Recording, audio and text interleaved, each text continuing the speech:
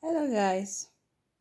So I just realized today that the little things, the very little things that we think we can deal with are the things that eventually break us. Yes. A lot of us are going through things that we ventured into thinking we could deal with it, we could ignore it. Most especially when it comes to relationships and abuses that come in the process, because we see the signs. That's what I believe, that we see all the signs while we are courting or dating, but we feel that there are things we can deal with, or we think that there are things that would eventually change. But let me tell you, it's difficult to change a habit. My grandfather once told me that owuwi ukpo baje onye lokpo balo. Person wey dey thief, if he drop am, who he drop am for? So he will always make the mistake, and until he's intentional or she's intentional about changing the circumstance, you cannot assume that the person is going to change. Let me tell you that something as little as the place where you squeeze out your toothpaste from have broken homes. Yes. So when we see all these signs, we see tempers flaring, temperaments, and we feel that, oh, it's something I can deal with, it's just going to aggravate. And you know what? The funny thing about life is you take the consequences of both your action and your inaction. So when you don't take the action to break out of such a situation, then you're going to take the consequences of that inaction. So it's better, especially for those who are still young and upcoming, to be deliberate. Don't allow things you don't want in your space. When you set standards, that standards will ensure that only the right people come to your space and you make the right choice. And let me tell you, it has gone past the time when you say that you will scrutinize only your spouse. No. The family counts. Yes.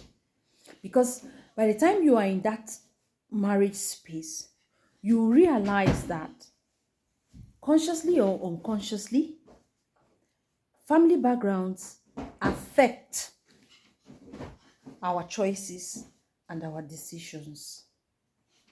Someone has been molded for 30 years with a particular pattern. That's the pattern he knows. That's the pattern she knows. So you have to consider all these things and be true to yourself. What you don't want, you don't want, you don't allow it in your space, you are able to make the right choice. By the time you begin to feel that, oh, I think I can deal with this. Yes, if it's from afar, but when you're together in a particular space for a long time, those little things you think you can deal with become monsters. Yes, monsters to you, because you will not see them as trivial as you used to see them when you were just dating or courting. So, the time to get it right is from the very beginning. If you don't want someone who squeezes his toothpaste from the middle of the paste, avoid it. You can't change it. He's going to forget and squeeze it. If you think that you can deal with it, then deal with the consequences. Because there are times when you'll be so upset with something not related to that issue. And when you see it, you are going to lose it. So do not allow what you don't want in your life, in your space, in the first place. So many people are going through mental issues right now because the trivial things they thought they could deal with is no longer trivial, or it's no longer trivial. It has turned to a monster that they cannot or are not willing to deal with anymore. And let me tell you, as you age, you become more intolerant. That's the truth. That is the truth. So anything you know you can't deal with, don't allow it. Cut off. I'm saying it as regards to spousal relationship. I'm saying that regards to the choice of a life partner. Please, anything you know you cannot tolerate, don't allow it. If you know the person exhibits 70% of the things you don't want, don't say you will manage 30. It's not possible. Get him or her off the hook. I'm saying this because I've seen a lot. I've heard a lot. And as an ancestor in this thing called marriage, I'm telling you, it not easy. It not easy. Love is not enough. It's good. It's not enough. There are so many other factors that you must consider. And with time, I'm going to be going over some of them that you will be able to relate with and to help you to make the right decision. Let us be careful, my people. Let us be very careful.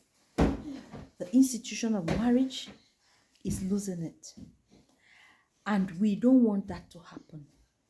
And for it not to happen, we must learn to make the right choices.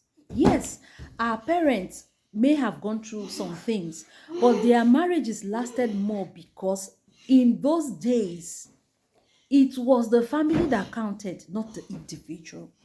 And I think that we shouldn't throw that also away. Yes, you're free to choose whom you love.